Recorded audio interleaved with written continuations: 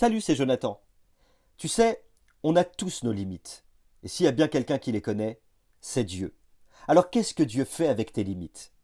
Un matin, j'ai vu un message passer et c'est totalement ce que je pense, alors je voulais te le partager pour t'encourager.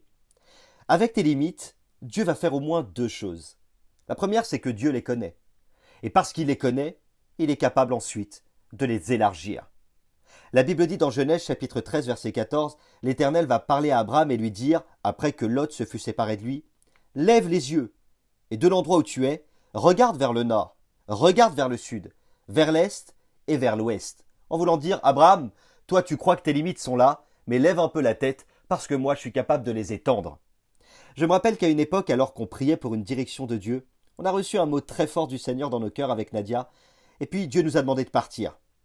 De partir et pas à côté, parce qu'il fallait qu'on se déplace et qu'on aille en Corse. Mais au-delà de ça, je ne savais pas que j'étais capable d'accepter une telle décision du jour au lendemain et de le faire en plus sans aucune ressource. Et ça, c'était pas facile. Je pensais que mes limites s'arrêtaient là. Eh bien, Dieu m'a prouvé qu'il était capable de les élargir pour moi. Au moment où j'ai pris cette décision, j'avais pas les ressources financières, j'avais pas non plus un camion qui était terrible, qui me permettait de rouler autant, mais j'ai pris par la foi ce que Dieu m'a communiqué. Alors oui, fallait faire de la route jusqu'à Marseille, avoir les ressources, il fallait essayer de pourvoir, et Dieu l'a fait. D'une manière ou d'une autre, j'ai pris le bateau avec ma petite famille. On est resté 2 mois dans cet endroit, un endroit inconnu, avec des gens inconnus, mais au final, après ça, eh bien on a été engagé presque 3 ans. Alors je ne sais pas ce que Dieu te demande aujourd'hui, ou quelle est la chose qui te semble insurmontable. Mais rappelle-toi de deux grandes vérités auxquelles s'attachent aussi deux conseils pour toi. Premièrement, Dieu connaît tes limites. Et le conseil qui s'y rattache, ne te laisse jamais enfermer par des idées ou par des pensées réductrices qui te diraient que tu n'es pas capable, que tu n'en as pas la possibilité ou que c'est trop pour toi. Celui qui te connaît parfaitement connaît aussi tes limites et lui, ce n'est pas n'importe qui, c'est Dieu. Ensuite, Dieu étend tes limites, il les élargit. Et le conseil qui s'y rattache pour toi, il est très simple.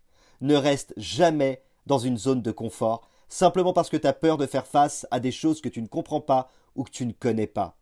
Il n'y a que dans l'inconfort et en dehors de la barque que Dieu est capable d'étendre tes limites, de les élargir et de te faire vivre des choses extraordinaires à sa gloire. Alors peut-être que tu as peur, tu sens que devant toi les choses sont insurmontables, il y a beaucoup d'émotions qui remontent à la surface et tu es en phase de prendre des décisions ou de t'engager et tu n'y arrives pas. Sois sans crainte.